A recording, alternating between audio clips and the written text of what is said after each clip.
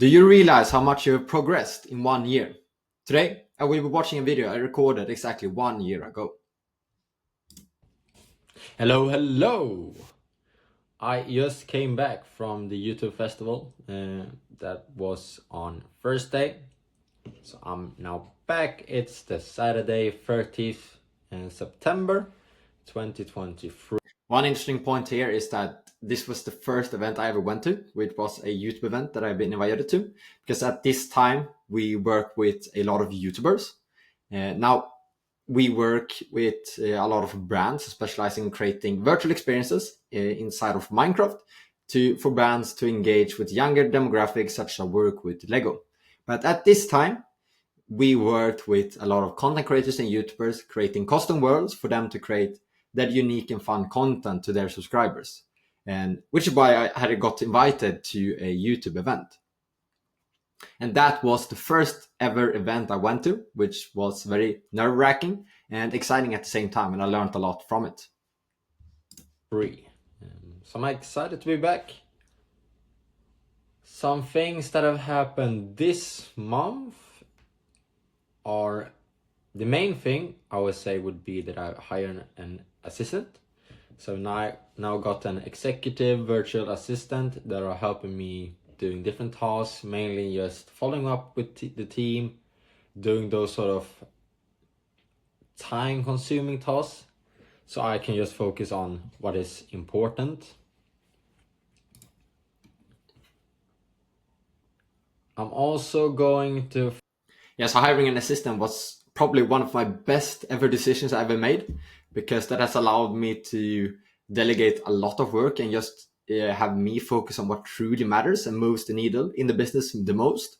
And hiring that first assistant also opened up the reasons for me to start delegating more, and to also hire more people within my team to manage some of the key aspects of the business, so that I can focus on what truly only I can do, such as recording content and one-on-ones with clients, but everything else that are strategy based or admin based, like writing concepts and stuff like that, have now been outsourced, or not outsourced, but given the responsibility of my team members to handle those. Finally get started with the outreach. I plan on working on that today, while also delegating more tasks to my virtual assistant. So I'm trying to I should be able to leave the business without it slowing down or stopping. I shouldn't need to do anything. So that's my goal. By delegating all of these tasks, I shouldn't need to do anything, because that would allow me to have time over to focus on what is really important and what moves the business forward.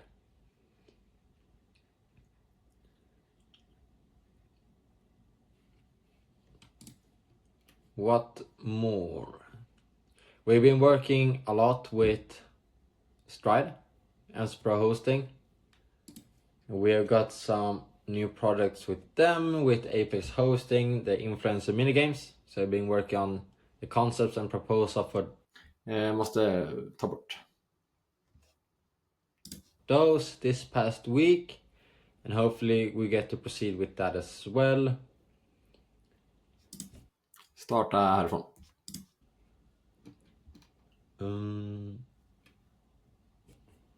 All right, yeah, I got the new bank set up now, SEB. So that's good, and hopefully we will everything will run much smoother and much easier now that we got that set up. Also got a new card that I used for the first time when I was in Stockholm for the YouTube festival. That felt nice and felt like a real... Yeah, so during this phase, as I said, I got a new bank. I got it set up with a different bank, because the bank that I had previously, I felt like it wasn't as fitting for the types of transactions that we were receiving, as we receive a lot of international transactions, while this bank was more focused on businesses within Sweden. So local bank. So this new bank that I got now, SEB, is much more tailored for the type of transactions and business that I'm doing today. Business now that I've I basically used my business card to pay for the things, business expenses for the hotel and those sort of things. So that's fun. Yeah, that felt really exciting to be able to have a business card and say that, yeah, this is a business expense, and it felt much more real in that regard. And just having a business expense felt nice to have. All right, one more thing is that Emacs are doing a reunion, so that is something I'm really looking forward to.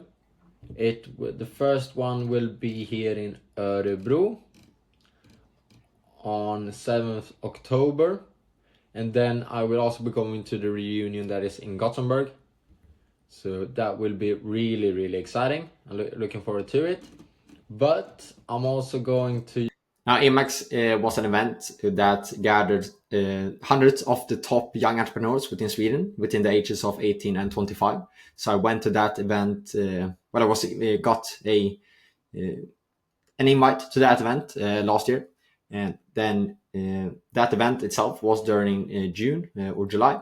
But then we had reunions within different cities in Sweden and that is what I'm talking about right here. Be at the event, the Startcentrum event with Petter and Jana and Abbe on 1st of November. So that is also something I'm looking forward to.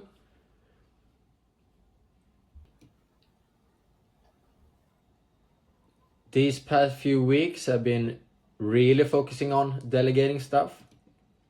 And the reason why I got a executive assistant to really free up my time, I realized that my time should be spent on money-making tasks, money-generating tasks, and I shouldn't be spending time on things that aren't moving the business forward, because why should I sort of waste time on those tasks when I can instead use that on grow the business? So I got this executive assistant, paying him $7.5 per hour.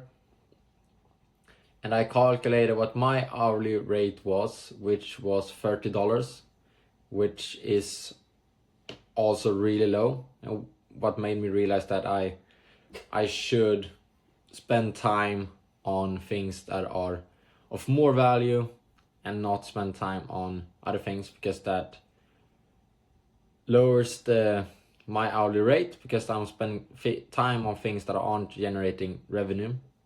So I wanted to increase my hourly rate and have more time over to focus on what really matters. Yeah, so the strategy here that I've applied within my business now is that I really just focus on two things, at least try to. The main thing being content, such as YouTube videos or LinkedIn posts. And then second of all, one-on-ones with clients. So client interactions, whether that be sending over a proposal, having a meeting, stuff like that, that involves clients, because contents in itself is also a sort of client interaction. It's just that I talk to many people at the same time. So in this video, I might get 10, 20 views, and I'm then talking to 10 to 20 different people at the same time in this video.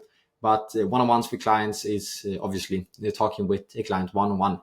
So it's doing more things that are in regards to clients, to getting them and nurturing them, getting them to trust me, trust my business and our services, and figuring out how we can best deliver on the briefs and requests that brands have to us. We didn't get the Twitter contract either, unfortunately. They said that our proposal was over their budget, but they really, really liked our concept as well. So they are looking forward to discussing future project with us in the future. And I'm going to have a meeting with them 5th of October to discuss sort of improvements and ways that we can align our concept and proposals much better with them for future products, like for example knowing what the budget range is, so we can align the concept with the budget, so we don't go over budget like we did with this concept and proposal. Yes, this is an interesting product. Obviously, I can't name who the client was, but it was a fun process of creating the concept and proposal for this client. But ultimately, we went over budget. So the lesson that I got from that is to clarify the budget available that the brand has for this campaign, because that allows us and our team to tailor the concept and experience based on what we can do with the available budget. So that is a lesson I applied to many of our new presentation proposals that we have done, for example, this year. So when we talked with a large brand and got to present our proposal for them, I asked before we created our proposal and our concept that what is your budget range, and I provided 3 different tiers, and then they provided, yeah, this tier 2 is our budget range, so you can tailor, and that allowed us to tailor the concept and proposals to what we can deliver to meet that budget, which ensure that we won't have a problem of the client coming back to us and saying, no, we can't do this, this is way over budget, so we are going with a different vendor. So this allows us to make sure that we can alter and be the best possible deliverables in regard to the budget, because we sort of have 3 different approaches to our services when it comes to budgets. So we have a crawl approach, we then have a walk approach, and then a run approach. And these different approaches have different tiers of pricing and different deliverables that we can deliver on.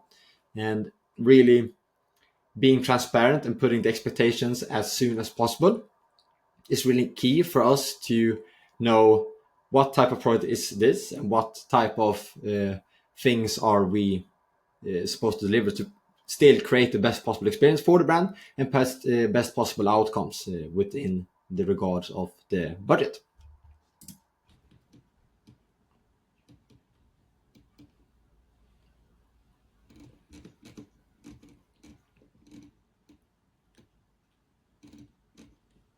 I'm trying to see what more I should talk about.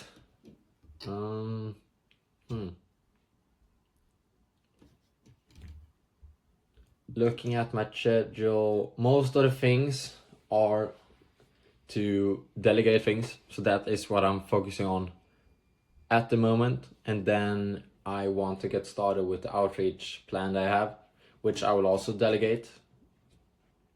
Because even though that is a money generating task, I should delegate it because I have the ability to delegate it. I can train someone else and hire someone that is much better than me to do the outreach and cold emailing and that sort of email marketing. And then we are soon going to get started on improving the client retention for YouTubers. So one interesting thing regarding our strategy of doing cold outreach in regards to cold email, stuff like that, was that it wasn't really successful. We didn't get much responses. And the reason for that I believe, is that brands at that time, and still somewhat are, not fully understanding the space and the benefits of creating virtual experiences within popular games to reach the young and new consumers of the new generation, the younger generations. And at that time, they didn't really understand it. So when we came with an offer, they were at the wrong phase and the wrong stage of understanding what our service even is. So which is why we have sort of transitioned to creating content like this, YouTube videos, and focusing more on educational value and building long relationships over time instead of trying to send an email, get them on a meeting, and just try to sell them right away in that sense, because that is somewhat what our strategy with our outreach was at that time. But we have now switched our strategy to building genuine relationships and really focusing on providing educational value and insights to educate them and have them understand what this service in this new space is all about. Increasing lifetime value, getting a loyalty and referral program started. I just want Hawks, our new client manager, to get familiar with the role first, but I put on my schedule that I will talk with him on 3rd of October to see how he is getting familiar with the role and seeing if he would be able to take on a new project, which would be to improve the client retention. So for example, sorting a follow-up process so he follows up with the clients rather than me doing it, getting a project management tool set up for the YouTubers so we can work much closer with them, the ways we send our quotes, getting new requests and branding and getting question templates so we get all the details from scratch. So that is something I'm also looking forward to. And yeah, I think those are the main things I'm focusing on right now. And I think that will take us to the next level. So we will see how this goes. I'm excited for the future, and I'm sure everything will go very well. Awesome. Really cool to see this video, watch back on how I talked and how I was 1 year ago, and to sort of recognize the growth that I've taken and the progress that we have made. Because sometimes when you're in it in the day to day, you don't realize how much you have actually grown and how far you have come. But being able to look back at a video like this that is 1 year ago really puts it perspective on how much you've grown and how far you've come. So always really interesting to look at these. And I still continue to record this video, these type of reflection videos once a month. So today I will be recording my next reflection video of this month and this year. And in 1 year, hopefully be able to look back at it again and see how far we've come at that time compared to today. But I've been Melvin Hedlund, and if you want to learn more about Minecraft marketing, definitely connect with me on LinkedIn, and I look forward to speaking with you.